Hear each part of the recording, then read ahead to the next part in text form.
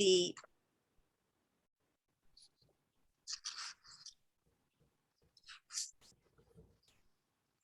I will put in the chat room. So welcome everyone. And thank you, Mary, for your wonderful words. I will put in the chat room a link, which is to the Powow River Poets website and the Anthology page. And you can purchase of the book on the site. You can also find out more about us. Thank you to our great audience who's tuned in this evening. Welcome. And we know your lives are very busy, so we hope you are very glad you are spending these 2 hours with us. A couple of technical announcements that I hope will help all of us keep a good connection throughout the program. You will all mute your mics as we already requested. You can use the chat room or a raised hand feature once we get into the interactive part of the program. And then remember to mute your mic again, which is something that is easy to forget once you finish participating in the discussion and the next reader begins. And if your connection seems to be shaky, one of the things you can do to help with your connection is to turn off your video. You may only need to do this for a little while, but that is helpful, okay? Above all, please take part and have a great time. I am grateful to the 5 powwows who are joining me this evening to share poems from the anthology and to facilitate discussion around the 18 selected poems. Not all of them are sonnets. I ask our readers for this evening to please say hello with your mic unmuted so that the audience can see your face, your smiling face. So our featured readers are José, Edmundo, Ocampo, Reyes. Jody, you want to say something? Well, hi, everyone. Thank you for coming. Thank you. Rhina.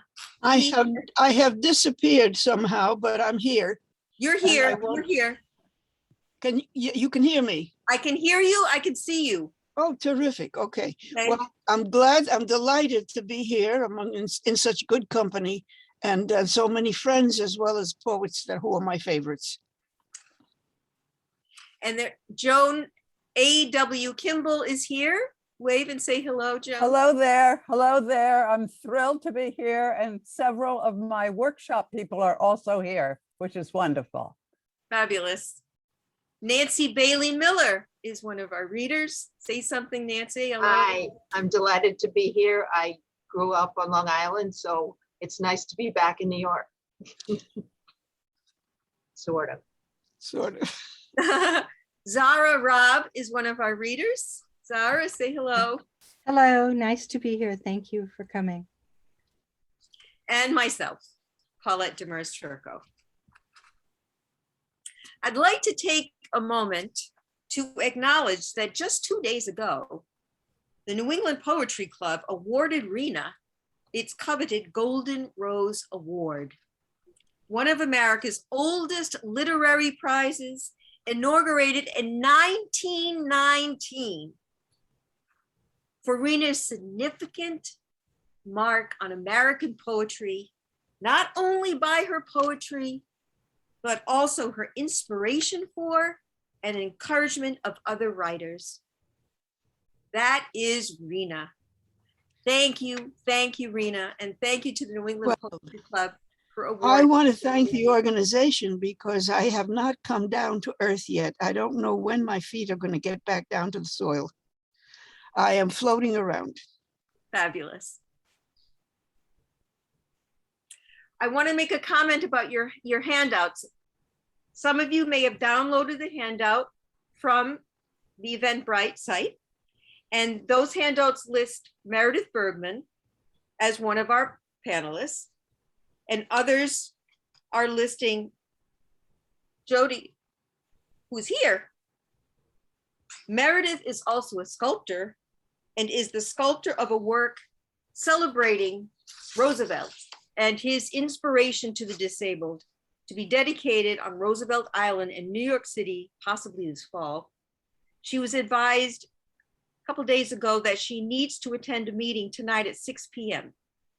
So she's with us in spirit, and we are very grateful to Jody for serving as an alternate reader and facilitator. Little did he know he'd have 24 hours to put this all together. Thank you so much.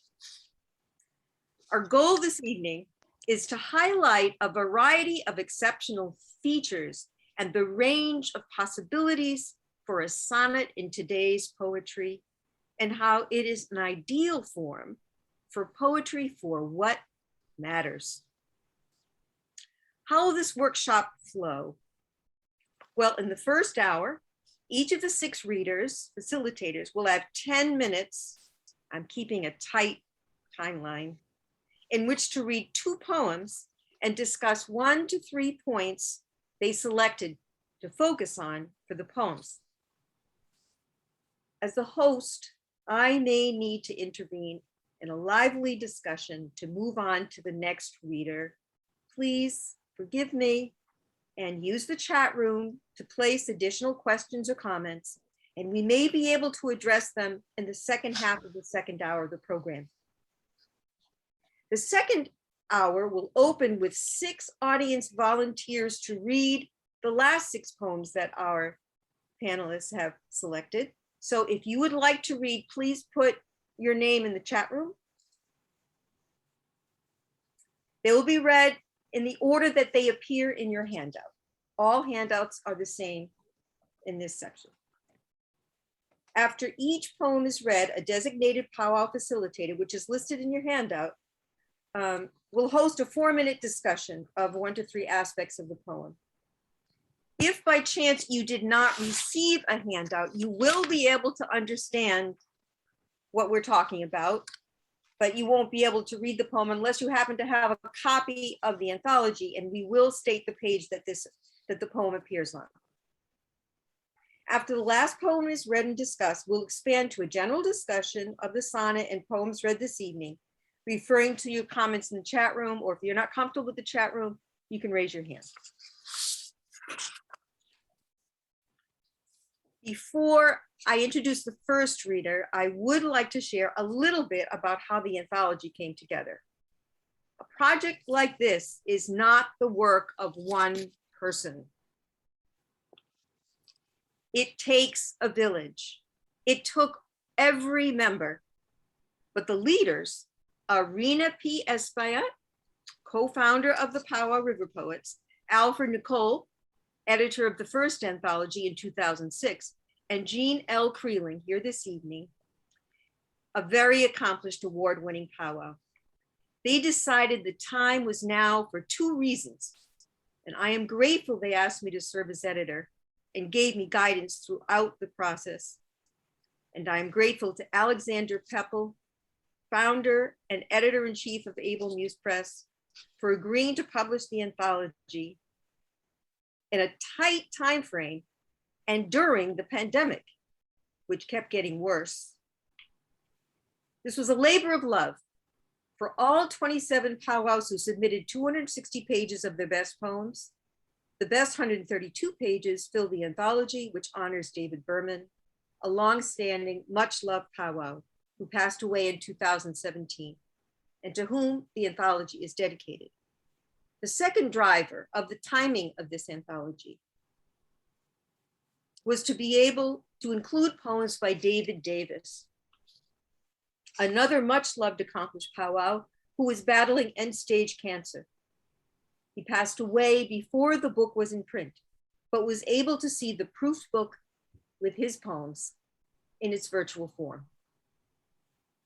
3 poets joined the powwows after the book was complete, including Zara Raab, one of our readers this evening, and she will help remind us not to wait 15 years for the next anthology.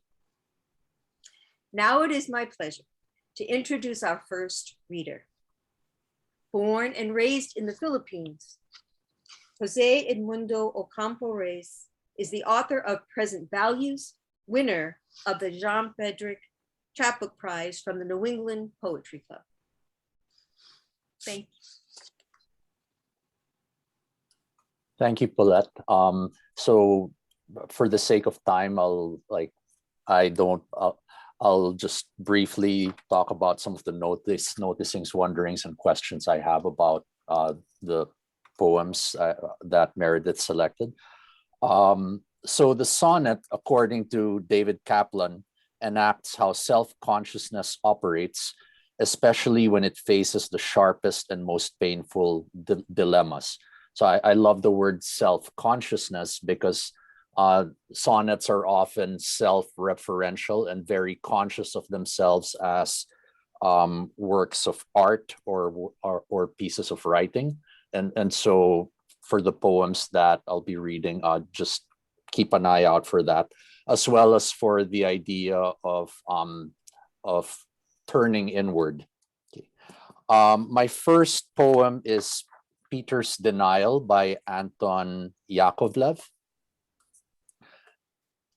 We turned our backs on you that very day, too frightened to bear witness in your trial. Now your small motorboat, sunk in the bay, haunts the horizon. They had no file on you, so they came up with some BS.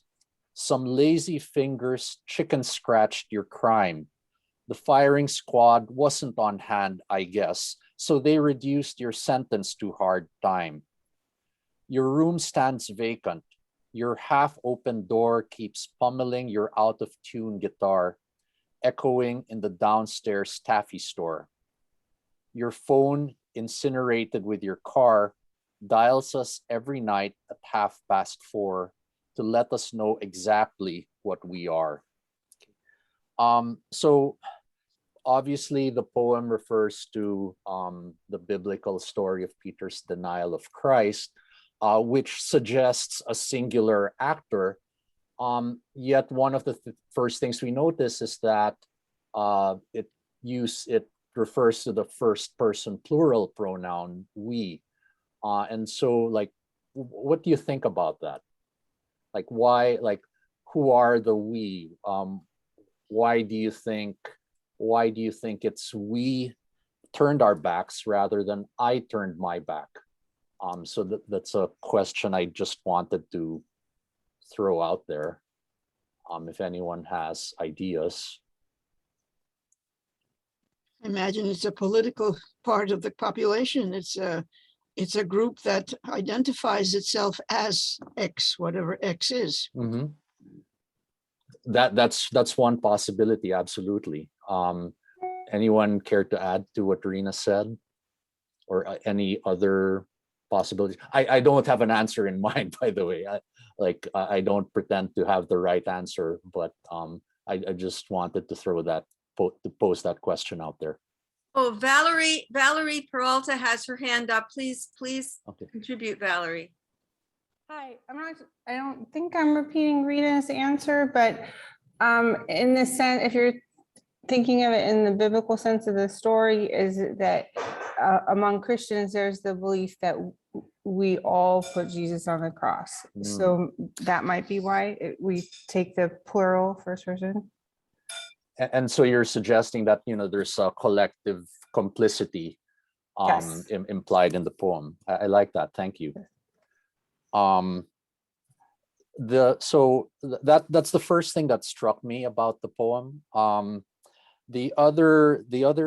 Another thing that struck me, very briefly, the two major, or I guess the two most common varieties of the sonnet are the Italian sonnet, which has an octave sestet structure, and it has a very limited number of rhymes, and then the Shakespearean sonnet, which follows the 3-quatrain A B C D E F G G structure, and with a couplet at the end. Now, the question I'll throw out there, which tradition of sonnet, just looking at it, like which tradition might this I guess align itself with, if any?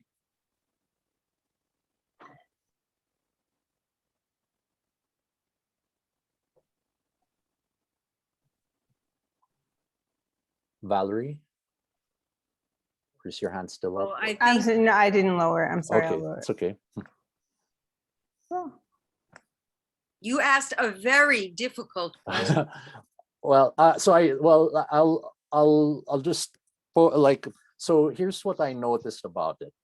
It has elements of both, right? It has the on the one hand, the first 8 lines kind of follow the Shakespearean model, A, B, A, B, C, D, C, D. And then like the last 6 lines, you could argue follow the Petrarchan, like it's that E, F, E, F, E, F, like the interlocking rhymes. So that's one way of looking at it. But I mean, I'd suggest that another way of looking at this is, if you forget the way the lines are structured into stanzas, if you look at the first 12 lines, it's essentially a Shakespearean sonnet. And so when you get to that EF line rhyme in the last in lines 9 through 12, you're expecting that rhyming couplet GG at the end. And in a way, Anton subverts expectations by going EF, EF again. And so like, instead of that hard closing couplet, he kind of veers away from that expected closure. Or does he? And so this is the other thing I find really interesting about this. So in a way, the poem is a denial of the expectations set by the Shakespearean sonnet form. Another way of looking at it is the rhymes EF, EF, the E rhyme is an OR rhyme, and the F rhyme is an R rhyme. They're almost exact rhymes.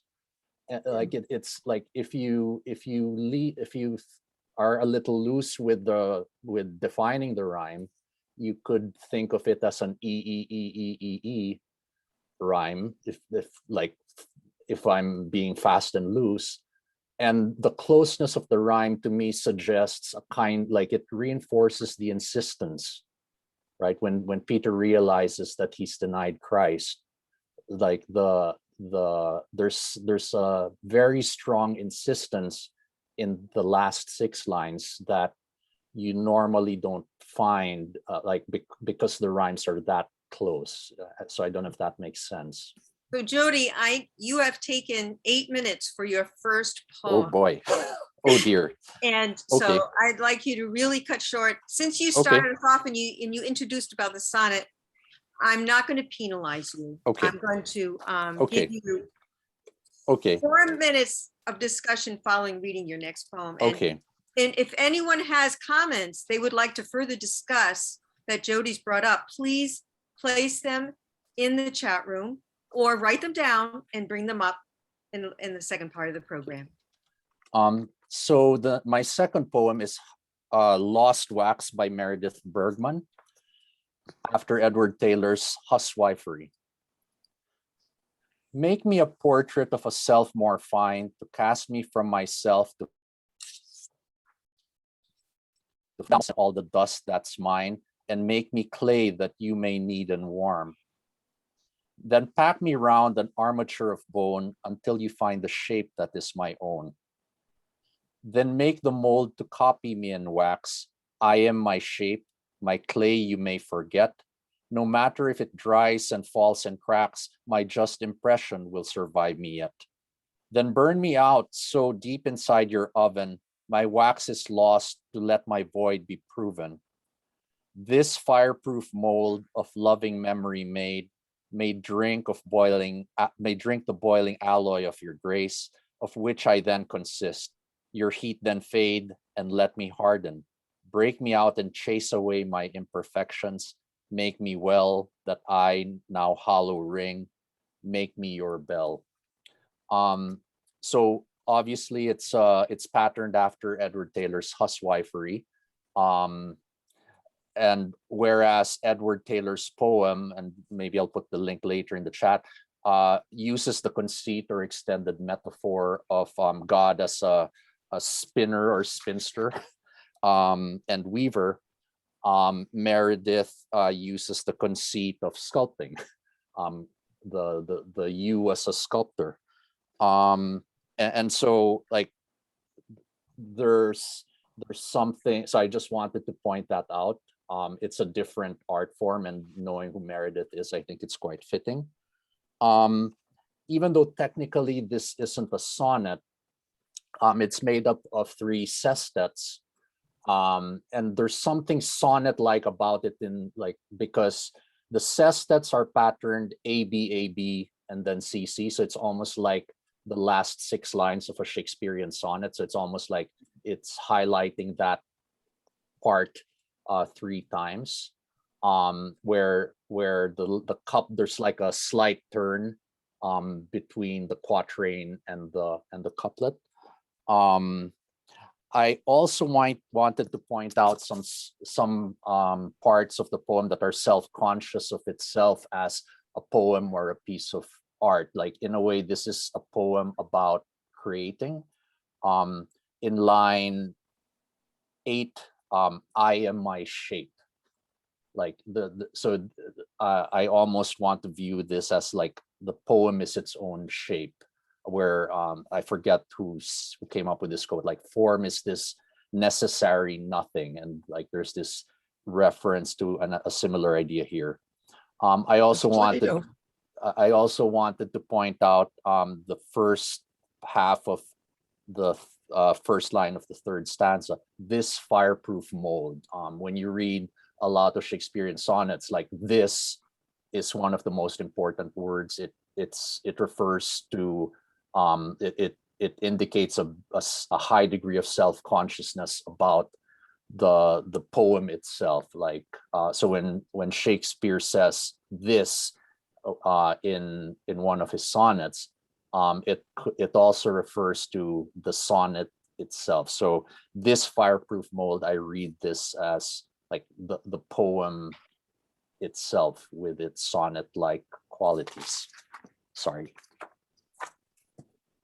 Okay, you have 1 minute. So what would you like the audience to contribute to the discussion? Jody? So I like, what do people think? I see Marianne indicated that Lost Wax is a heroic sonnet. So like it's an extended sonnet. So thank you, Marianne. Yes, thank you. Wonderful. Any other thoughts?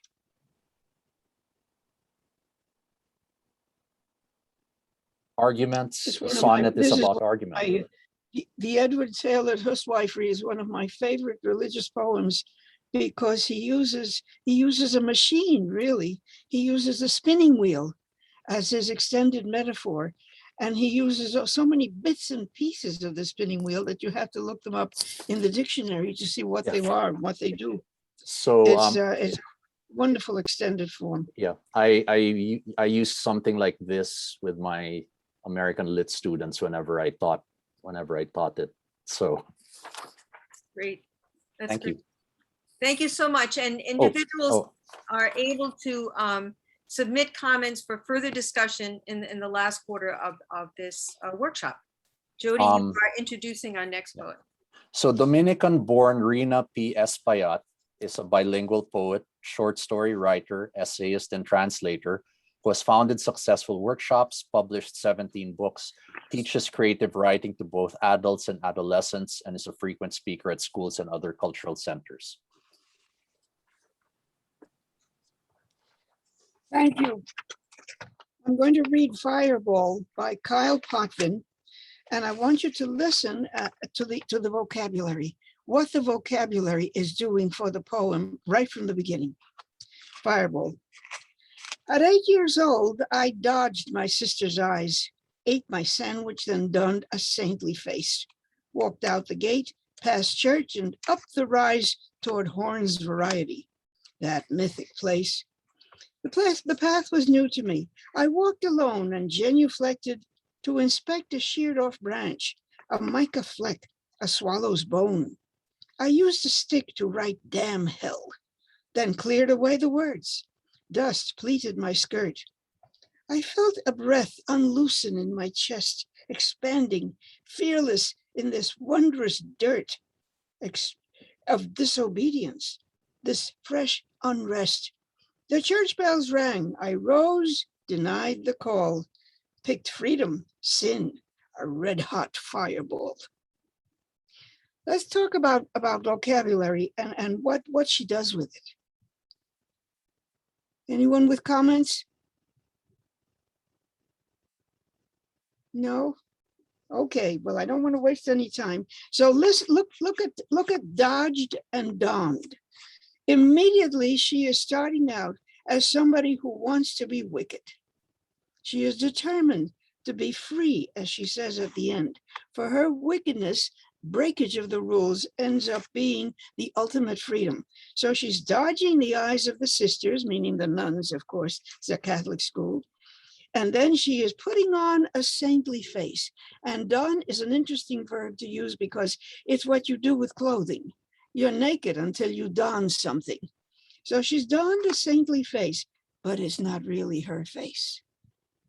What's underneath that face is what's writing the poem. She walked out the gate and passed the church, and then we have the word rise, which generally has positive connotations. When you're in church, you rise for prayer. You rise when the priest says, let us pray. But no, she's rising toward Horn's Variety. It's a shop. It's a kind of 5 and 10. And she's having fun window shopping. And notice the name of the place, Horn's Variety.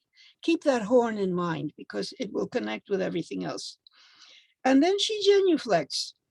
But what does she genuflect for? Not to pray the way most of us do, but to experience nature, to examine a certain kind of fleck of stone, a swallow's bone, a piece of branch.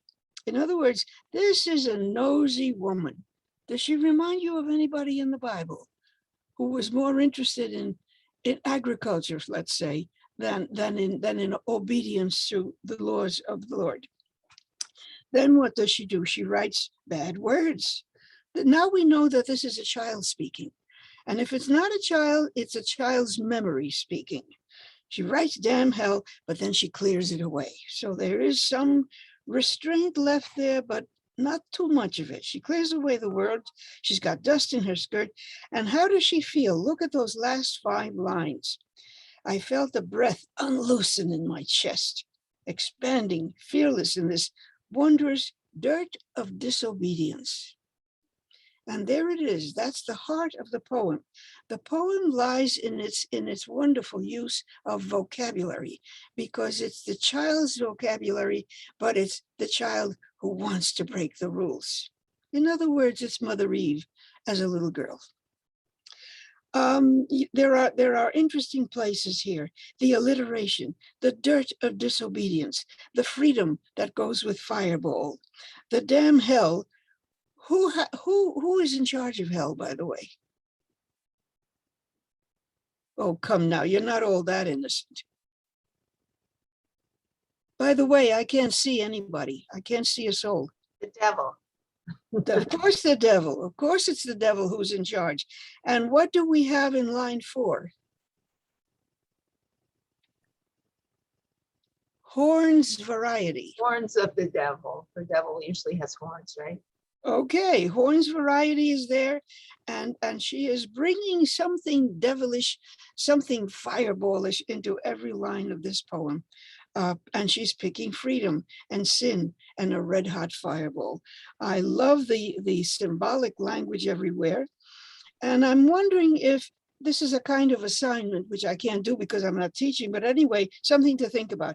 If you've never tried to create a self, the self that you want to be when you grow up, how about trying a poem that does it the way this one does, with imagery and with language? If you could retailor yourself, what changes would you make? Fabulous, Rhina. I need to ask you to move to the next poem. Yes, I'm going. I'll be good. Don't send me to Horn's Variety. Okay. This one is called Sonnet with Horse. by David Davis, whom we miss so much. And this is a wonderful extended metaphor, like the first one that was read by Jody. But this one keeps moving from one item to the other. Sometimes it's the sonnet at work, but sometimes it's the horse running. And it's as if the sonnet and the horse were racing with each other. And it has magical words here. It has strong rhyme and glue. Well, is he saying, for instance, that the rhyme is part of the glue of a poem? A weaker rhyme somehow has to do. A horse that hates to pull its racing cart. Now, if the horse is the sonnet, ends up being the sonnet at the end, why does the horse hate to pull its racing cart? Is he suggesting that the form of the poet is in a kind of engaging in a kind of battle with the what? Is the how engaging in battle with the what of the poem? And is this what gives the poem its quality, its speed, its life, its vitality? Well, here's another quatrain, and this time it's a quatrain stronger than the first. Notice that the poet is describing the poem as he writes it. This quatrain really is better. There's something red fluttering from the horse's mane. Well, that has to be blood, of course. And bubbles are bursting inside the spittle hanging from its head. It's not a pretty picture. It's as if the writing of a sonnet were somehow violent. There is a violence involved. And the poem itself seems to be suffering, doesn't want to be where it is. A volta, here we're in the sestet now. A volta is taking us not from here to there, but from there to here. We're in the present. The horse rebelliously plods. One good turn deserves another near a final couplet written by the gods.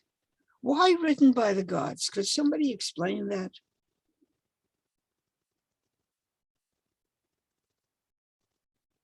Oh, no. You can raise your hand.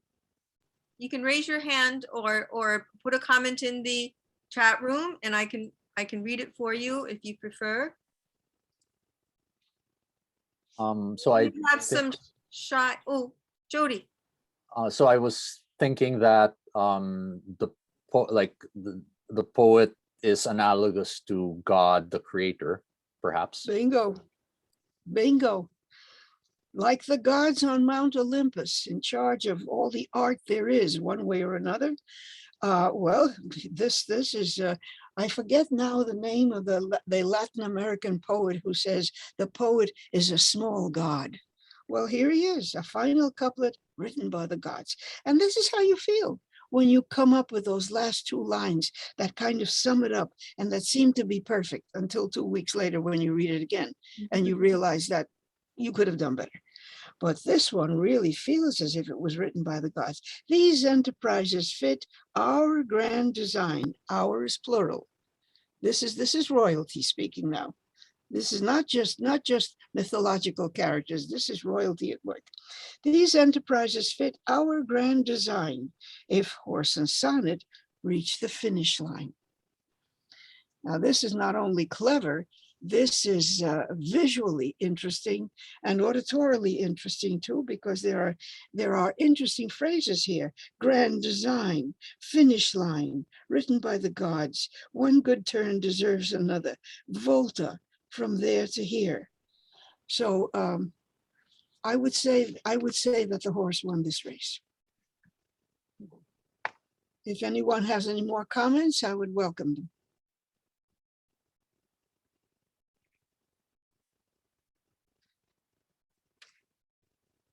And of course it is glue apart, do cart, first red burst head. Here plods near God's design line. So what kind of poet is that? A kind of poem, I should say. A, B, A, B, C, D, C, D, E, F, E, F, G, G. What is that? Shakespearean. Shakespearean. Shakespearean, the Elizabethan sonnet. And he's managed to do something most unusual with it. Thank you so much, Rhina. Are you ready to introduce our next reader? Yes.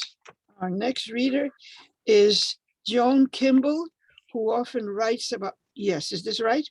Right. Who often writes about nature and about her summer home, and is obviously a very observant person. And she is reading The Empty Chair by Robert Crawford, who also lives on details, on visual details, sensory details. Take it away. Take it away, Joan. Unmute. Okay. Thank you, Rhina. I'm going to read for my first poem one by Robert Crawford, which is one of my very favorite poems. It's called The Empty Chair. Out on the rocky point, there stands a white and isolated Adirondack chair. The tourists take a snapshot of the site, but only if nobody's sitting there. I guess they know, without fine arts degrees, the standard first term lesson, less is more. It's all about the possibilities and the importance of the metaphor. The focus isn't on the lovely ring of blue in which the empty chair is framed, where ocean meets the sky. It's on the thing that in an artful picture can't be named. They say a central place for what might be a certain absence looking out to sea.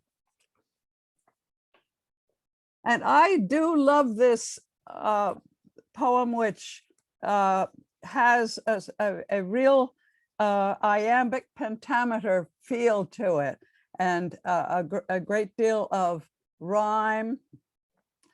I'm wondering what people feel the theme of this is. What is this? What is the overall feeling of this poem? I think of it as maybe talking about loss, or maybe nothingness, trying to find that blankness that we all feel sometimes, maybe mostly as we go to sleep. I don't know. What is he evoking? Zara. Well, for me, the two poems that come to mind are The Snowman by Wallace Stevens, where there is this sort of sense of the there that's there and then the nothing that's there. But also there's a poem, a well-known poem by Robert Frost, isn't there, where he remarks on how strange that all these people gather on the beach, and instead of facing towards the busy town full of life and people and shrubbery and lawns and stuff, they all face out towards the emptiness of the sea. So I guess you said that, but I just thought I would mention that's a wonderful idea, going back and forth. Anybody else want to speak to this? Joan, I think it could also, he's talking about the possibility, it's the blankness creates it's a blank canvas, and we can almost create anything from it. And that's what that empty chair can represent. Yeah. Thanks, Kyle. There's also, of course, the meter. Does anybody have a feel for what this is? I think it's Shakespearean, isn't it? A, B, A, B, C, D, C, D, E, F, E, F, G, G. Yeah. Shall I go on to the next poem? Yes, please, Joan.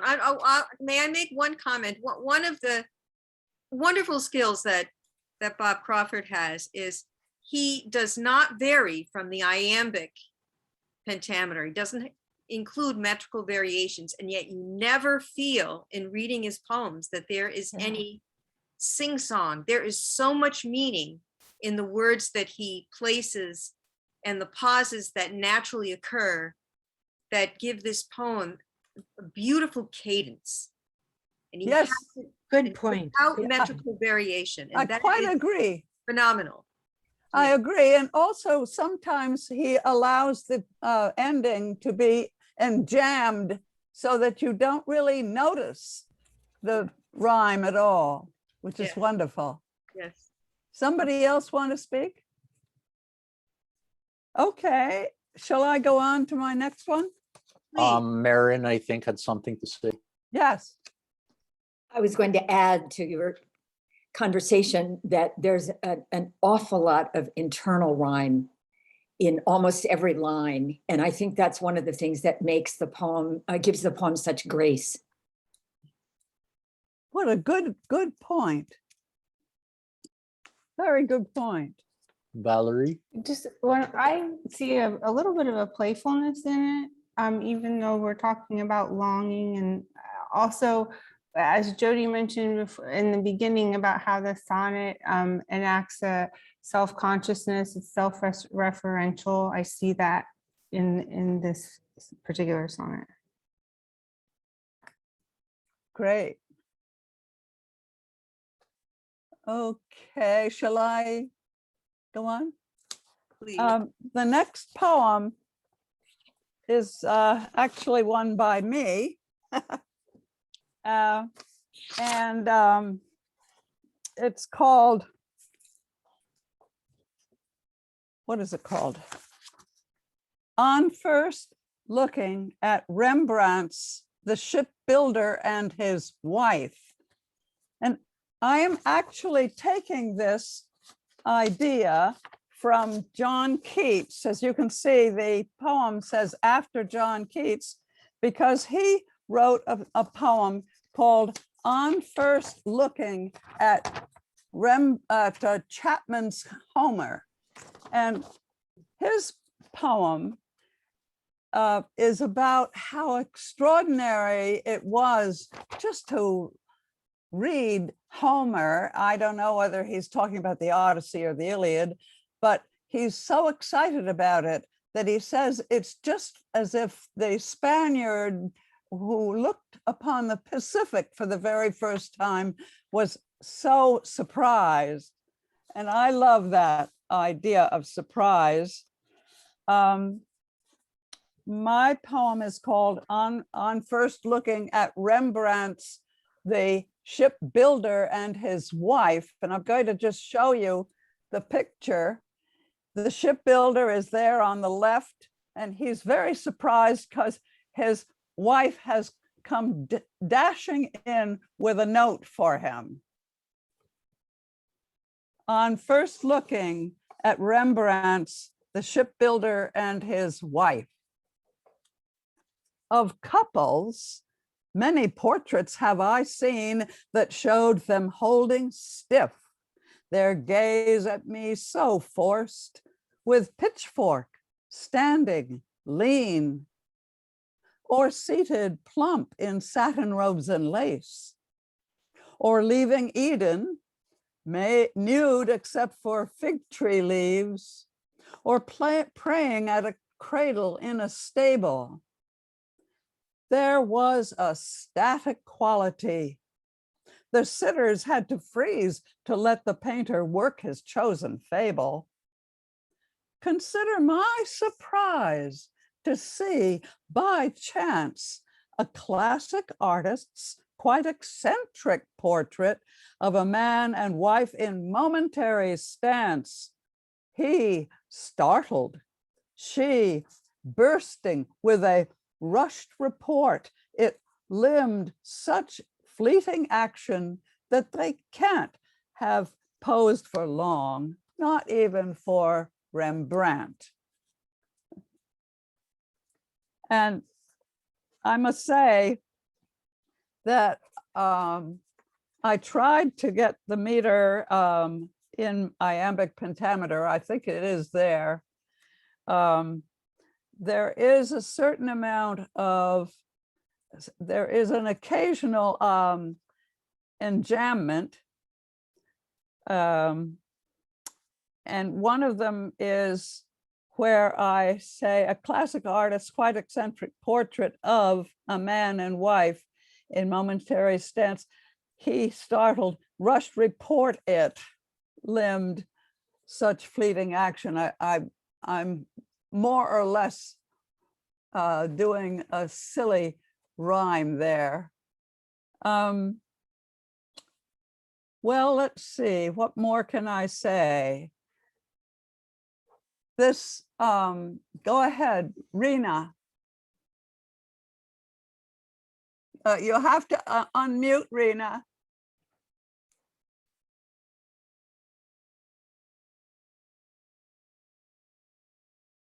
Oh dear, she can't unmute? Unmute, Rhina.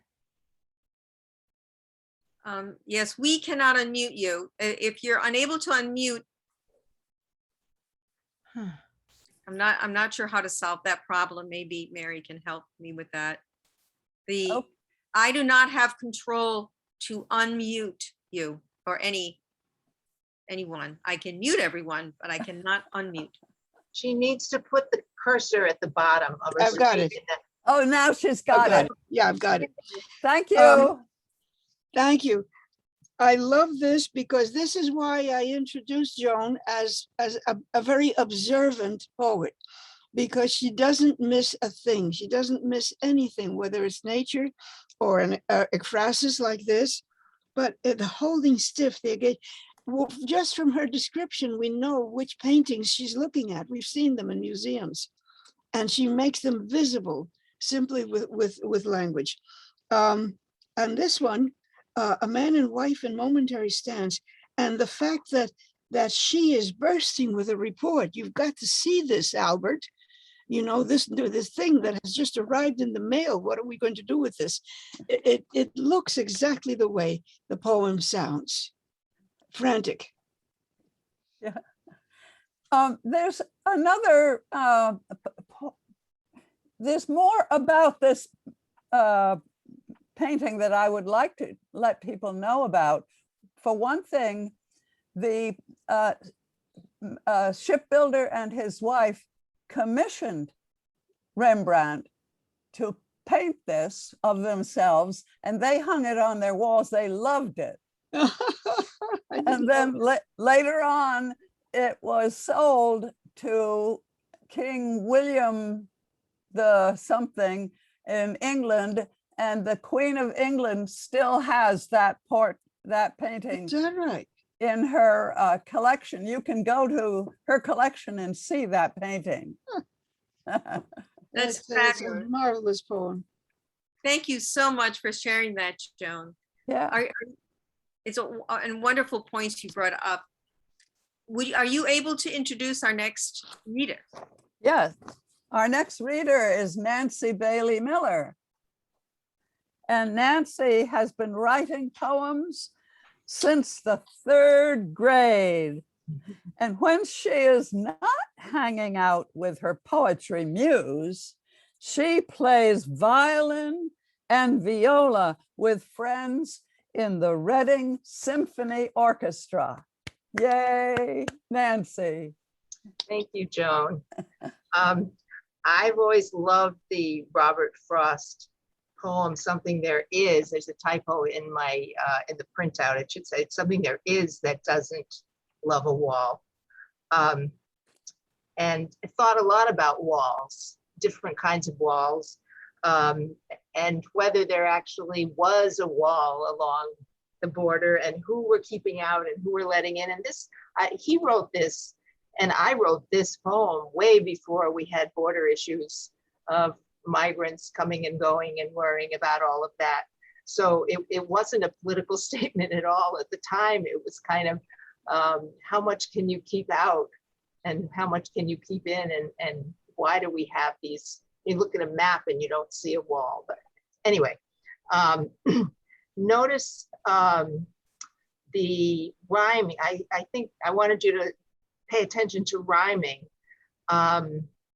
End rhymes and internal rhyming and rhyme couplet at the end. And there's a lot of internal rhyming that's kind of fun. Something there is that doesn't love a wall. But why can't we reroute the bird migration? Insist on green cards from our waterfalls. What monarch claims the path of butterflies in spring? And honeybees? Why can't we stall their journeys as we please? Pollination for the crops be damned. We'll soon return all turtles without visas. Strip search vagrant voles and round up armored armadillos. We'll detain coyotes holding stolen cell phones. Halt undocumented breezes. We'll be great again, so safe and proud, until creation splits a thundercloud. So it is a iambic pentameter, 12 lines, a couplet at the end to kind of sum it up. I also brought along Robert Frost's Mending Wall, but I'm sure you've all read that, so I'm not going to read that as well. So I'd be interested in how you feel about all the internal rhyming, if you have any comments on that. I love to use, I love words.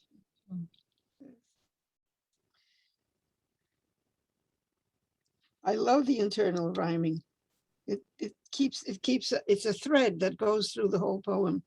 But I have a question. What made you do this in 12 lines rather than 14?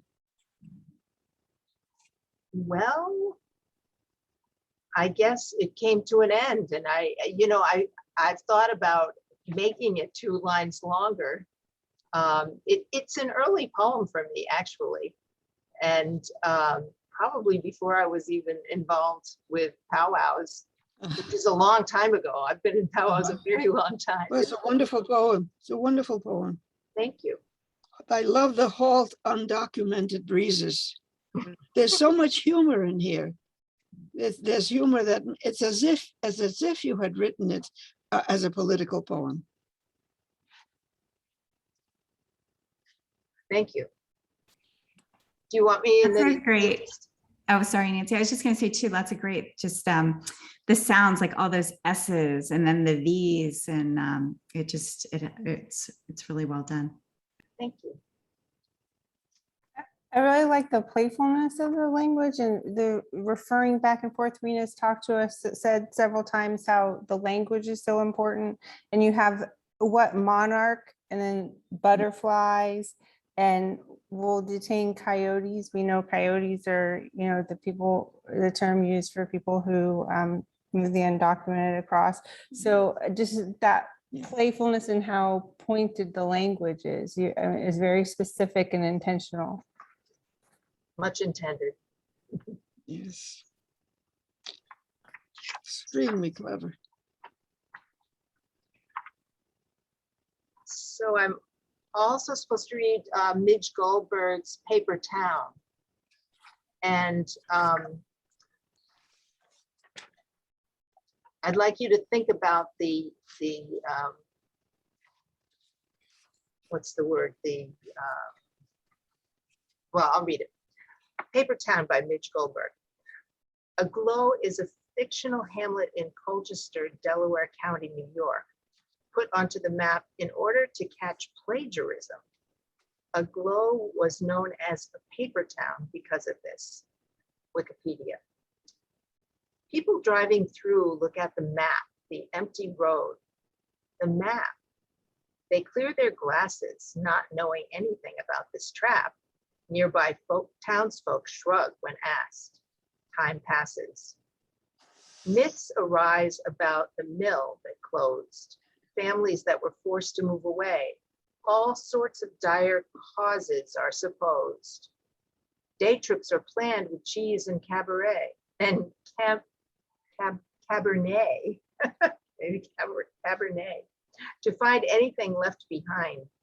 to scout for cellar holes, chimneys, a single door. Since it's a shame to let a town die out like that, someone decides to build a store, painted in weathered tones of creams and grays, hoping to recall the halcyon days. I'd be interested in what people think about, yeah, isn't it a great poem? What people think about Wonderful. the how Mitch creates irony, and also the Wikipedia quote is kind of curious and strange. And I wonder if she actually invented that quote to go with this poem, or whether that actually inspired the poem, or whether actually driving through this town actually inspired the poem. I think I've heard her say that this is true. Yeah, That's something. it wouldn't surprise me. Yes, that's right. Yes, this is true. Yeah. Interesting. The quote Well, is true, but it's an interesting yeah. comment. So It's truly it false. never existed. What is true is that it never existed. Right. What is true is that it's a cartographer's tool to catch plagiarism. And So would the poem be better without this Wikipedia quote, or does this add to its humor and the mystery of it? How do you feel about the quote at the top? Oh, I I like think you that. definitely need it. Yeah, I don't know how she would have worked it into the poem. It's so wonderful that it's you have that before you begin the poem. I enjoy the fact that the epigraph there is from Wikipedia, because it's open source and it's often unverified, and so that it immediately asks the question, what's true here? What's going on? What's been made up? yeah, I think the last line is brilliant, because they've already invented halcyon days for this non-existent town. Oh, the good old days in good old Aglow. It's wonderful. It's full of irony. Yeah. I kind of like Aglow as the name of it too. It's like the town aglow, like it's dark now, there's nothing, there's no lights, there's nothing. So to name it Aglow, even if you pronounce it Aglow, it's ironic. I think it also points out something about the human being. We like stories. We like nostalgia. We like the good old days, whether they ever took place or not. Zara. I agree. And I think So true. I just wanted to say how much I admire Midge's pacing in this and other poems of hers. She does not never allows herself to be distracted or to cram in too many sides to the argument. It's just very, very clear. There's my She hat knows is what off to she's her. doing. She Thank does. you, Zara. It's interesting Mitch, to are you pair ready this. to- Oh, sorry. What? If you have other comments, and I hope you do, please place them in the chat room. I'm going to ask Nancy to introduce our next reader. Our next reader is Zara. Hi. And Zara has published 2 full-length books and 2 chapbooks, and recently joined the Powows. Welcome, Zara. Thank you. Thank you. Both of the poems I'm going to read, these first 2 poems, are like Anton Yakov's poem, and also like Kyle Pottman's poem, in that they do something that a sonnet often does, especially in modern times, perhaps, is to look back on the past, to reflect on and meditate upon a life or an experience from a life. And it's one of the things sonnets do so well. In the case of Jay Wickersham's poem Blackout, 1965, his poem also does something else, and that is to look back not only on a personal life or chapter of a life, but on a public event, the blackout that happened in New York City in 1965, or yeah, New York, 1965. So he melds those. Blackout. We're playing Monopoly by candlelight. My mother rolls a 6. She goes to jail. I throw down cash, erect a red hotel on Park Place. I have to read that again. I throw down cash, erect a red hotel on Park Place. New York is full of night. Darkness drifts in through the apartment windows. The buildings stand around, dim and far away as fathers. We play a little more. The silence grows too big. We haul our pillows and blankets into the living room, make side-by-side nests with sofa cushions on the floor. Hours later, the lights shock us out of sleep. Blinking, we meet the many-eyed stare of the city. Slowly, it subsides to blackness, less private now, less deep. So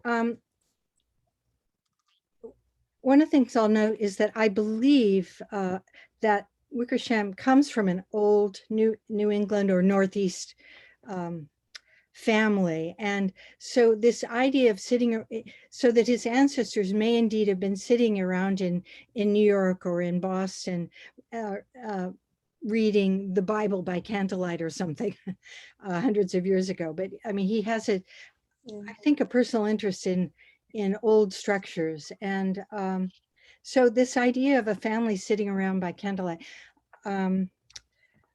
interests me. But one of my questions has to do with his form. How he breaks the iambic. It's not a very formally structured poem in a lot of ways. I mean, he's just speaking pretty conversationally in a way. I mean, there are rhymes and it is structured by that, but he's not holding to a strict rhythm. How does that affect you?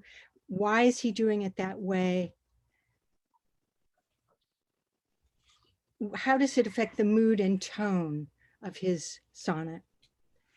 Well, it implies something is not working right. Mm-hmm. It suggests that the situation itself is not neatly square. That's an excellent. Emma's fumbling around in the dark there a little. Absolutely, that's very good. Also, I think it gives it a sort of domestic feel, a sort of cozy home feel that may be appropriate too. What about there's sort of an interesting structure because he has the two quatrain. Okay, go ahead, Nancy. I'll let you speak. Sorry, go ahead. You're muted though, Nancy. You're muted. You have to unmute yourself. Come on. There you go. I was a child living in Long Island when the blackout happened, and my father commuted to New York every day, and he was supposed to come home on the train, and we were very nervous, and he did manage to make a later train because Penn Station was pretty backed up and things were kind of chaotic, and there were no cell phones, there were nobody. The lines for the telephone booths were very long. And when he finally got home, we were thrilled. But I've often thought about writing a poem about my impressions the next day because there were cars in the parking lot at the Manhasset Station that never got claimed. And those were men who had not made it home because of wait a minute, I'm confusing it with the Twin Towers.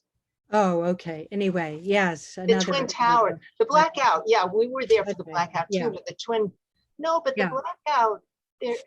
Well, anyhow. Did you have a younger sibling born 9 months later, as did a lot of families? I don't know. That seemed no folktale told at the time. No, now I have to think about that because there were both of those events that I lived through. Sorry, go on. Well, the structure is interesting because if you look at the rhymes, I'm not sure that windows and pillows are really, but sunlight and full of night, you get two quatrains in a row. And then you have these two unrhymed lines, and blankets into the living room make side by side nests with sofa, side by side nests with sofa cushions on the floor. And then you have what appears to be really, for me, the turn, hours later, the lights shock us out of sleep, and a final quatrain, which also is this sandwich rhyme of sleep and deep, with sandwiching two lines between. So it's an interesting structure. I do think Shakespeare sometimes does this, although of course he would rhyme differently, but you have 4, 4, 2, and 4, rather than the 4, 4, 6 or 4, 4, 4, 2. Anyway. And he also uses slant rhymes, many slant. Yes, he does. Yes, exactly. No, he absolutely does. More slant rhyme than perfect rhyme. I would Yes, say. more slant rhyme than perfect rhyme. Right.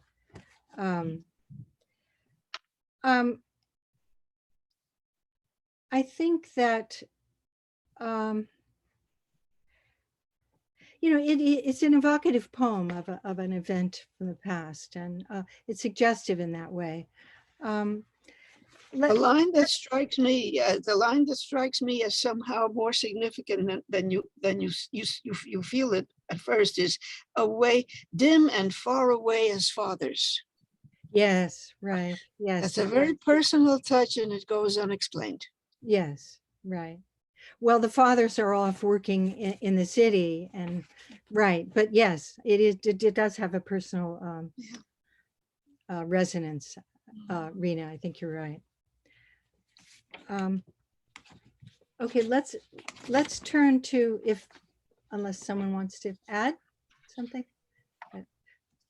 I wanted to go to Rhina's poem, which I feel so honored to be able to read after. It's the next one on our list, where every rhyme is a perfect rhyme, I think, just as one small contrast. It's quite a different poem, except in that it is it is a meditation reflection on the past in her life. So after. Of all my images of you, is this or that the one to keep? The sick old man I washed and fed and diapered like a child and eased to sleep with morphine and a kiss.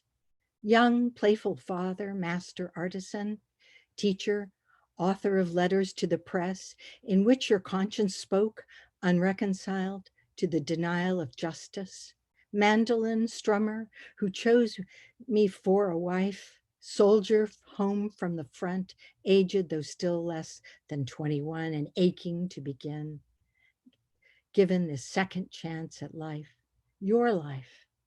You gave yourself to me with ring and vow. I kept all of you then. I mean to now.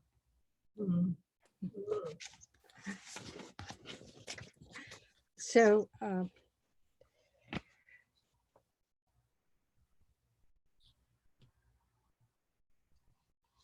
there's a great rhetorical device that Rhina uses in this poem. She asks a question, which of course is a bit of rhetoric to start with. Of all my images of you, is this or that the one to keep?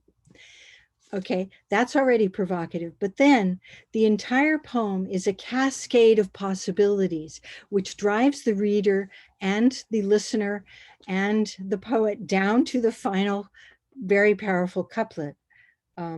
So it's really a little machine here, a little motor humming away all these possibilities. I just love what she does with it. And they're all interesting and good. And they tell a lot about her life. It's just pretty amazing. Do you find that when you listen to the poem, that it just carries you right along? There's just sort of this cascade of, it's meditative, but it's also quite structured in a beautiful way. Well, I find a really interesting sort of creative tension in the poem, between the fact that it's using a form that is very structured and very contained, and yet it's about a life. And a life of a loved one is always about this and this and this and this and this. And one could go on and on and on, because that's the way memory does. So it's a lovely sort of forming of saying enough about that which one couldn't say ever enough about. But she's, yes, well, but I'm not sure we would read the whole thing unless it were War and Peace. I mean, what's so perfect and marvelous about this is the way that it does just distill. That's right. Distill down. Yeah. No, that's a good point. Excellent. Thank you. Yeah. I wanted to add that, and again, going with the theme of self-referentiality, the poem itself is this second chance at life. So by writing, in the act of writing the poem, the speaker gives the deceased a second chance at life. The couplet is a speech act. It is a vow. It is, it's very good, Jody. Yes. You gave yourself to me with ring and vow. I kept all of you then. And I mean to now is a speech act. It's not descriptive. It's yes, exactly. Yes. Thank you for your introduction, by the way. That was brilliant. And of course it is Elizabethan, pretty nearly. Oh, the other point I want to make about this, and then please jump in and stop me from talking. But is that it's in a tradition of poetry that includes Emily Dickinson and some of our best poets. It's really a poem of affective commitment. It's not sentimental at all in the least. How does she get away with that? But the commitment is so deep, and that commitment, affective commitment, is a powerful aesthetic and value statement or position, or it values something that I probably Rhina also feels is important. There's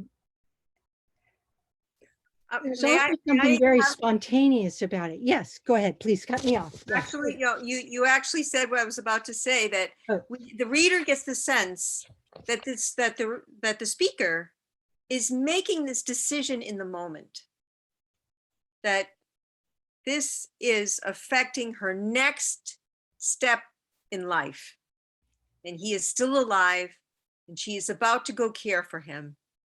And she has now made this commitment, and her whole outlook on her life has suddenly changed. And it's phenomenal how this is accomplished in 14 lines. And that is something, the spontaneity of it is something that, well, that's what Jody was really also addressing, that the presentness of it, the impromptu quality of it. Yes. And notice the rhymes are very standard. This, kiss, wife, life, vow, now. You've seen those a lot. But what about unreconciled and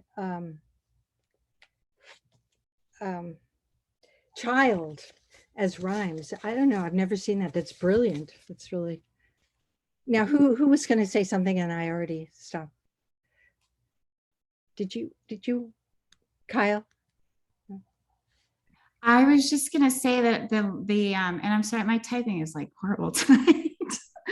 Forget it. Anyway, what I meant to say was that I think the rhymes are so subtle here that they just kind of disappear. I mean, they're all pretty perfect, and they just subtly blend into the poem so that you hear them, but they're not like, you're not hit over the head with them. So I think it's just a beautiful example of that.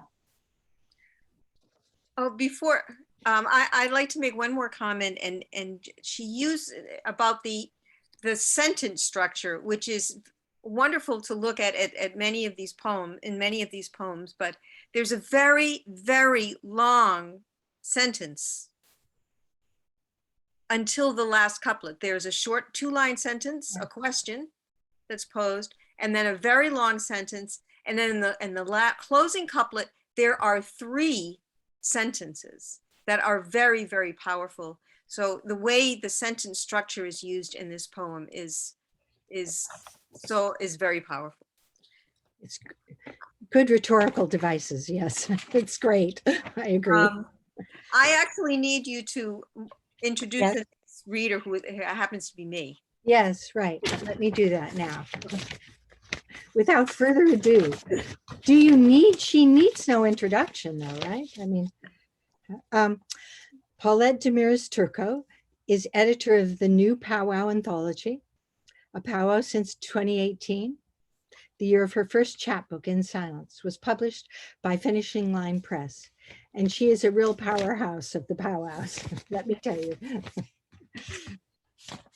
Thank you, Zara.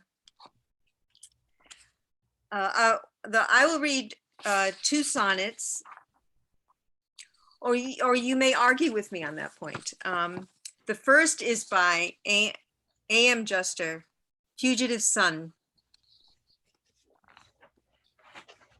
And I would like you to listen to the sounds of the words and the threading of the words.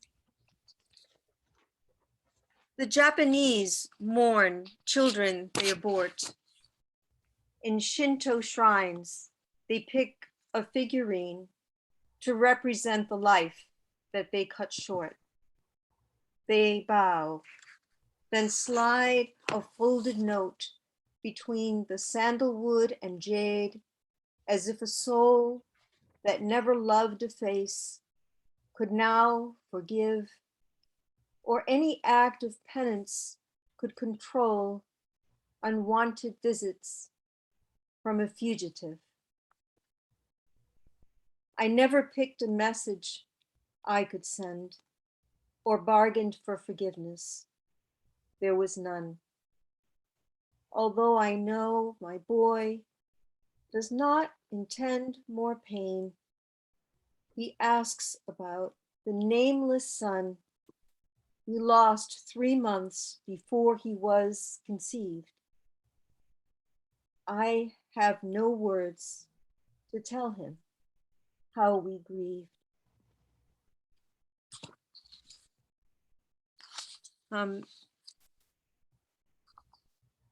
I would like you to look at the assonance, the use of the long and short I throughout the poem. The short I's in the octave, except for 2 exceptions on line 3, in the middle of the lines, and line 4. Life on 3 and slide on 4. And then in the sestet, the word I, the long I, occurs 4 times. What that is, I think, a powerful effect, a powerful tool that he uses to great effect in this poem.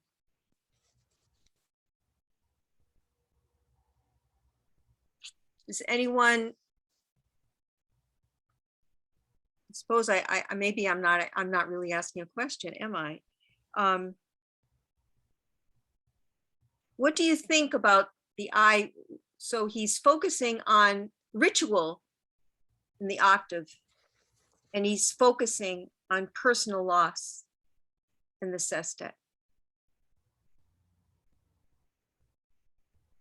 Well, you missed one of the ritual words, which is shrine in line 2.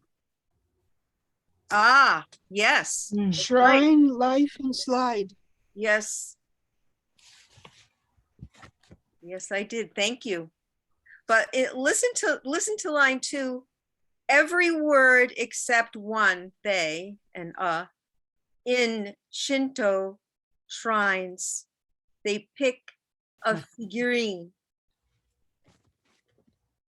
And then there's only one I, a long I in the next one, to represent the life that they cut short.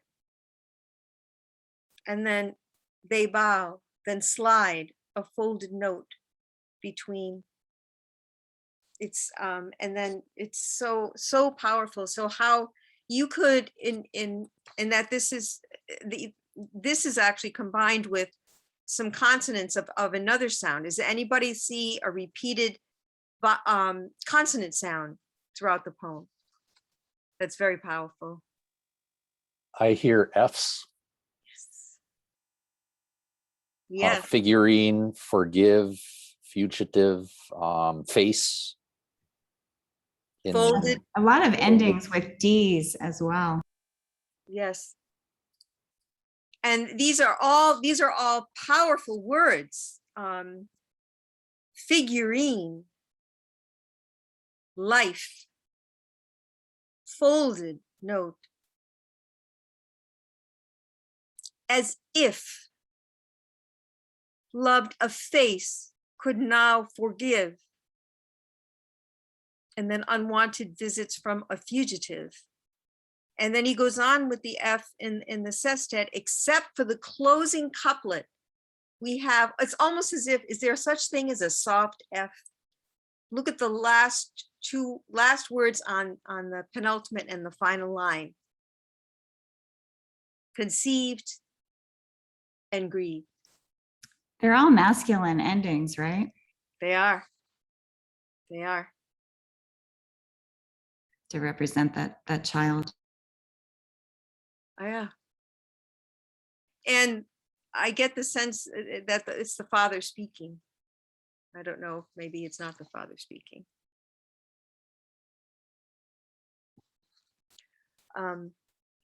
So the this I think is a great tool that he uses, and plus and the title is Fugitive Son. And I didn't ask anybody to keep my time, so you have to, okay, keep me to my time. Does anyone have any comments about the those sounds and the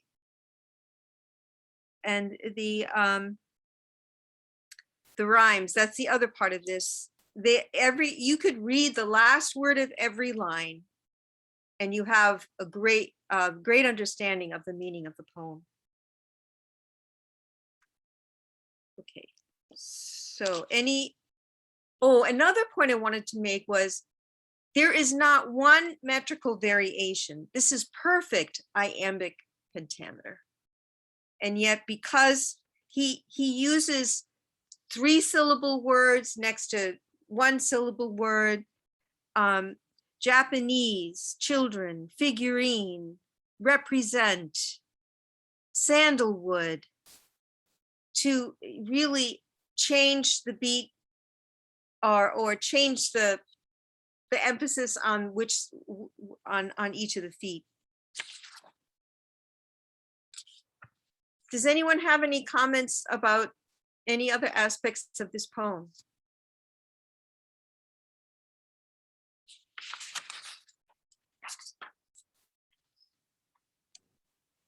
I love the naked simplicity of that last line. Yes. Yeah, that's unbeatable. It is. I mean, it's totally unexpected. And it's so it wrenches your heart. Yes. I'm going to go on to the next poem. And this is the poem that is the dedication poem for the anthology by David Berman. The effect of hearing the sublime. Odysseus, who heard the sirens sing, was not enraptured by another thing he heard from human lips, fools muttering, and golden sounds that proved the flutist's skill, which other men said gave their hearts a thrill, to him were equally dislikable. He knew that he would never hear again the sounds he would have died for, had his men been able to hear what he said to them, which was steer toward the music, though it means we shall not land upon familiar scenes, nor want to, once this music intervenes. Would this be a sonnet? This is 12 lines. It's, to me, it sounds so much like a sonnet. And if you think he's being very rebellious here, well, we do know, maybe we don't. Shakespeare wrote a 12-line sonnet. Yeah. So what makes it a sonnet if it is a sonnet? So do you think it's a sonnet? That's first. Yeah. Anyone want, you know? Yeah, I think that's a sonnet. Well, no one will disagree with Rhina. Well, I think the sestet that begins at he knew, Yes, that has to be a sestet. It can't Yes. be anything else. yes. And it's, he actually emphasizes it even more. He has two sentences. Yeah. Each of the sestets is a complete sentence. Yeah. And he does something interesting for me, and maybe there's no connection at all, but he uses AAA, he used rhymed tercets, AAA, BBB, CCC, slant, Yeah. DDD. And I'd like you to say, why is he, what's his meaning here to have the slant on the line, been able to hear what he said to them? Because it's Playing with sound. yes, because they can't hear. They can't hear.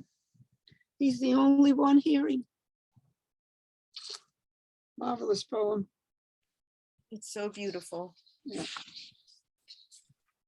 Anyone That, have, that kind of expresses the man, because he was like that. He felt that way about music. He was in love with music.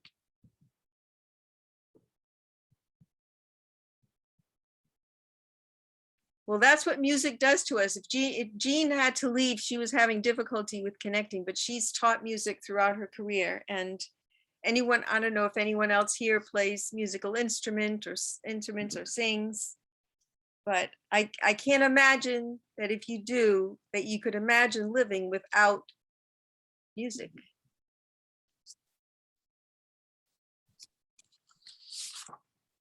Any other comments for this poem? Yeah. I went over my time. If anyone has any other comments, we will do that. We can put that in the chat room. We're now going to move to the next part of our program, where I'm looking for people who, and I didn't see anyone sign up to read a poem. We have 6 poems in the next section, and we'd like, if you would like, in the audience, to read a poem. You are welcome to volunteer.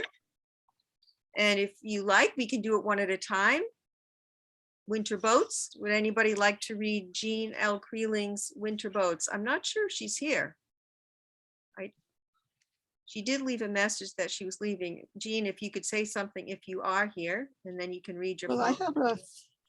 I have a third poem, one by Barbara Lydecker Crane here. Yes, we're going to go through these poems now. The first one is Winter Boats, and then yours, The Conjuring a Sun, is the second one. So we're on page 15 of the handout, and we're up to Winter Boats. If there is not a volunteer from the audience, then perhaps Jody, you would like to read Winter Boats? Sure. Winter Boats.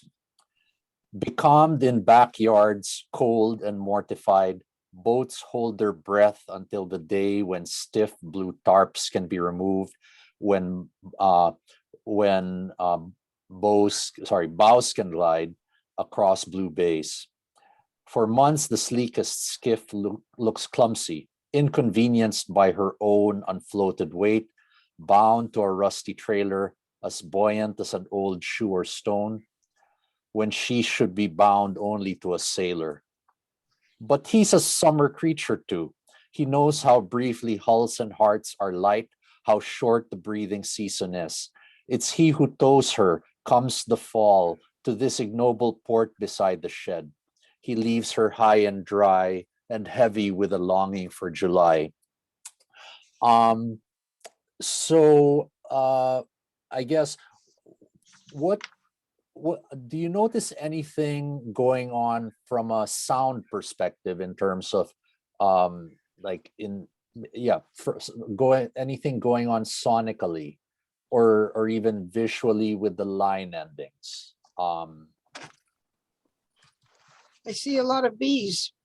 A lot of bees. So there's that plosive sound, right? Bah, bah, bah. Yes. Becalmed in backyards, boats hold, Yes. blue tarps, blue bays, and a lot of monosyllables and like lots of packed stresses, almost like sprung rhythm in the first few lines. What's the impact of that repetition of B's as opposed to, let's say, the repetition of S's, sleekest skiff? Like what's the effect of the B sound? Buh, buh. It buffets. It blows and buffets. I like that. Slapping Yeah. against the tarp or. Yeah. There's that similar B sound that the very last sentence of The Great Gatsby. So we beat on boats against the current, borne back ceaselessly into the past. So there's that buffeting. There's this energy going on in the Goes poem. like this. Yeah. There's that. It's almost like a trapped energy that kind of acts as a counterpoint to the content, which is like the boat just under the tarp, waiting to get out. Notice also the line endings. There's a lot of enjambment, which creates even more energy. The other thing maybe I'll toss out there: how does gender work in this poem? Yeah, there's a lot of underground sex here. And notice the female or feminine, like the boat, and Meredith indicated traditionally boats are traditionally female. So there's like that the octave focuses on the female boat. The sestet focuses on the male owner. Yes, and he's taking leave. He's saying goodbye. Now, the sonnet, the sonnet traditionally is connected to love. Would this be a love poem, or is it something else? It's a betrayal. It's a betrayal poem. What makes you say that? Well, the fact that he leaves her high and dry and heavy with a longing for July. This boat is pregnant. I don't agree. Oh, okay. Being involved with boats constantly. Actually, my husband he has a boat, and we've always had boats. And I think rather it's a love poem sort of thing, because you have to take, in New England, you have to take them out of the water. The season is short, and but you're always thinking about next summer, and you want it safe, so by the shed so you can check on it because it's not far from your house. And I think I love the rhyme scheme too. The end rhymes, it's a perfect sonnet form. But I also, as buoyant as an old shoe or a stone, when she has very, very unusual things to make you think about this process of being a boat owner and putting your boats to bed for the, I mean, we even say, put the boat to bed for the winter, you know? So putting the boat to bed is far from abandoning it or negating it somehow, you know? It's not abandoned until next summer, if you'll be back. And isn't that ambiguity wonderful here? Yeah. I see an ambiguity here that is somehow painful. It says he's a summer creature too. He knows how briefly hulls and hearts are light, how short the breathing season is. It's he who tows her comes the fall to this ignoble port. He's not leaving her in a summer place with servants. It's in an ignoble port beside the shed. He leaves her high and dry. And that's a wonderful pun because of course the boat has to be high and dry. But high and dry for somebody with a feminine pronoun sounds different. And heavy. She's high and dry and heavy with a longing for July. Yeah.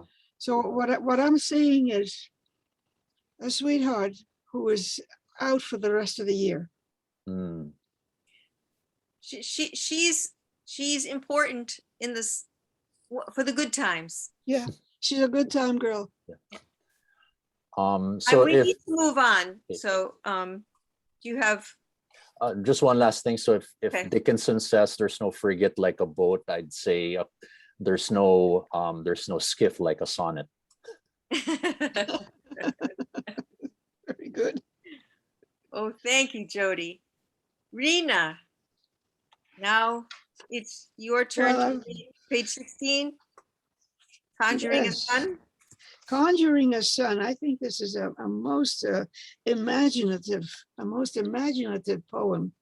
It lives on fantasy. The whole poem is fantasy. And it's- Rhina, do you think we should have you read, or do you think we'll have an audience volunteer? Nobody wants to give up listening to you read, I don't think. Oh, no. If an audience volunteer would be perfect. I really would love to hear someone who's not been heard from. Who would like to read this poem?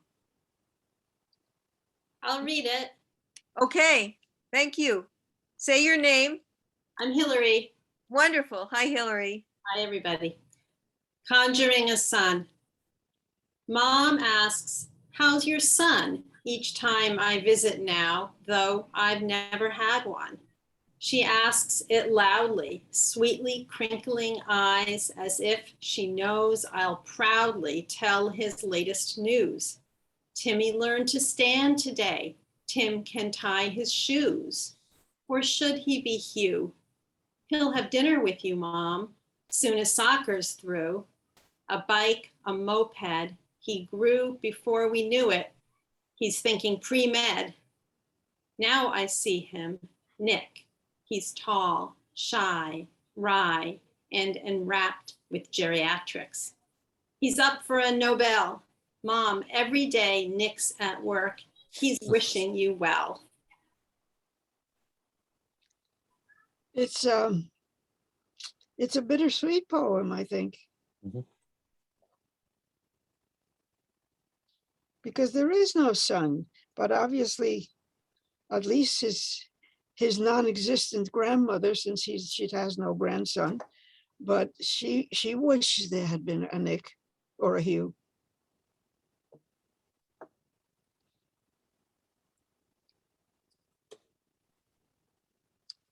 And the daughter is making the visits as pleasurable as she can for her mother. That's such a wonderful It's lovely. expression of love. It's a lovely, lovely poem. He's up for a Nobel. I couldn't help ending with an assignment. I like to end with assignments because I give them to myself. I say, oh, I should do this. Have you ever engaged in such a fantasy about an imaginary companion? How did that fantasy end? Whose fantasy is this? Is it the poet's? Is it the mother's? Or is it the daughter's? And then compose a fantasy. Wouldn't that be fun? To invent a character that you've always wanted to have in your life. Like my non-existent brother, for instance. That's wonderful, Rhina. I think one of the wonderful things about poetry is that it always lights a fire.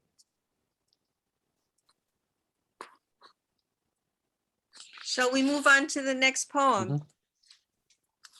Who in the audience would like to read Rhymes from a River? It's on page 17. Oh, this is Joan Kimball. Oh, Yes. Who is there someone who would like to read this? Just unmute and say hello. No? Yes? Okay. Priscilla, thank you. Yes, Priscilla. Unmute, unmute. For some reason, you're muted. Oh, I Okay. did. I know, Okay. then you muted, me, I'm sorry. I don't have the printout, so it's been taking me a time to find it in the book. That's why I hesitated. Oh, okay. Okay. Rhymes from a River by Joan Kimball. After Christian Wyman. A stream so blue it mimics the sky, a dawn, a golden scar, a chain of mallards drifting by, a chain of geese afar, a willow shading bloated spill above a quick mink's wake, a tethered rowboat not quite still, a glint of water snake, a tree crown shading early light, a red root sucking mud, a sap vein coursing its full height above the river flood, a human touch, the dock protrudes, an angle thrusting out, a wooden stage for solitude, a span to nurture doubt. Thank you. Nicely done, Priscilla. And here's the list Beautiful of details, the list of details again that is typical of Joan's work, the list of things she wants you to look at. Yeah, wonderful. Would you like to make some comments or discussions with the audience about your poem, Joan? Sure, I could do that. Okay. First of all, it has the, I think it is in ballad, meter, I believe, where there's 4 beats and then there's 3, then 4, then 3, and so forth all the way down. Although it doesn't have a refrain. Some ballads have refrains, but this one doesn't. One of the things, I was using the model of Christian Wyman's poem, Rhymes from a Water Tower. And in it, he does the same thing as I do, in that he uses anaphora. Every beginning of every line is the same word. So he does that all the way through, which I thought was kind of fun.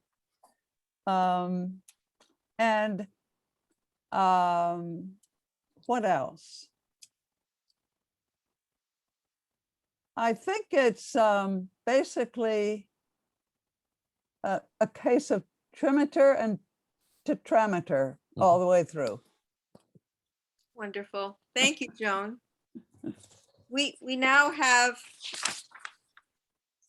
the poem on 18, William, 1949 to 1966. Do we have a volunteer in the audience to read this poem? Going once? Just unmute and say whether you're interested. If nobody wants it, I'll take it. I love this poem. Mary, would you like to read this poem? Yeah. Rhina can read it. Rhina, Okay. go ahead. Oh, I'm sorry. William, 1949, 1966. On Sunday morning, you will drown, fate tossing us 4 instead of 5. The task so early in our lives to dredge the depths of life foreshortened.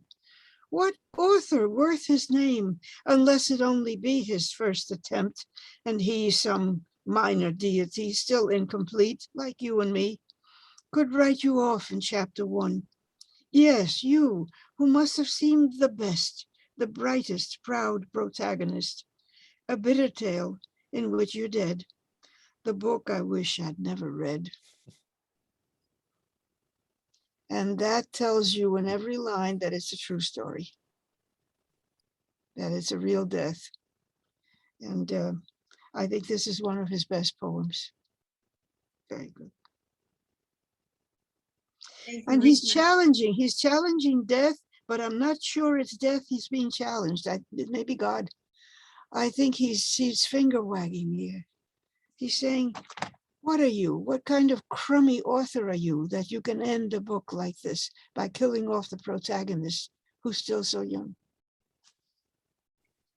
Nancy, you submitted this poem. Would you like to make a couple comments or ask a couple questions? Oh, unmute. Yeah, I also am very moved by this poem. I really think it's strong. It seems like a poem about a child's death. It's appropriate to have something broken. And the metrics in some places are a little amiss, and I think that just seems right. I think the final couplet is harsh and painful and just about the hardest thing that you could read, but it's just very well done. I think direct address to the child that died or to God actually is the question, is very strong. And yeah, there are 4 metrical beats per line, not 5 of the sonnet, which also indicates something's missing, which seems right. Yeah, I think it's a really strong poem. But it gives me chills every time I read it. Yeah. Anyone have comments in the audience? I love the way he's talking into the future. On Sunday morning, you will drown. Yeah. That's an interesting way to approach it too. And then the use of gambling as what fate does. Fate tossing us 4 instead of 5, as if human lives were nothing more important than games in a casino. Right. Oh, so thank you so much for all these comments. We're going to move to the next poem. Mary, will we be able to go a little bit beyond 7:30? No, we really should end at 7:30. So 4 minutes, yeah. So we have one more poem, Mole. And we have Paulette's poem. Is Paulette's poem work or play? I think it would be appropriate to end with Paulette. Yeah, I agree. Paulette, why don't you read your last poem? Okay. This was my first sonnet, and these are short lines, and intentionally so. And I don't think it reflects a loss. Work or play? What draws me to the soil in May? When jonquil's yellow trumpets fade, I wear loose clothes to dig all day. I could be sipping lemonade. Instead, I shape the yews with shears, wear visored cap and cotton socks, mix compost, bloom, and sweat salt tears. I tear through roots and toss small rocks. I choose my plants for shade or sun, form tiers, mix textures, spans of bloom. Plant chives and basil just for fun. French marigolds where I find room. Memorial Day, my view, once plain, is crowned by rainbows after rain. Thank you. And Shakespeare wrote one tetrameter poem. It was actually a poem that's believed he had written as a kind of a riddle to his wife. I don't think I intended this as a riddle. I just didn't think my work in the garden had the density of a pentameter line. And this sort of made it light and fun, even though I was throwing the rocks. So I like your feedback. Do you think I should have made this iambic pentameter? I Anybody? think it works the way it is. I love the repeated S's and the repeated T's. Thank you. Well, maybe this will send you to your garden. We hope that you had a wonderful time with us this evening and that maybe you'll be inspired to write a different kind of a sonnet than your previous few. Thank you so much for inviting us this evening, and thank you for being a fabulous audience. Thank you, Paulette. And Thank you, our readers. Mary. Paulette. Thank you, Mary, for welcoming us. Thank you. Thank you, Thank Paulette. all the Thank you, Mary. readers. Very Glad to- inspirational. Thank you so much. It was wonderful. Mhm. We had fun. We had fun. We We hope that did. all of you did too. Everybody should end up writing a poem, Yes, yes. a sonnet, a sonnet. Okay. By the way, mine is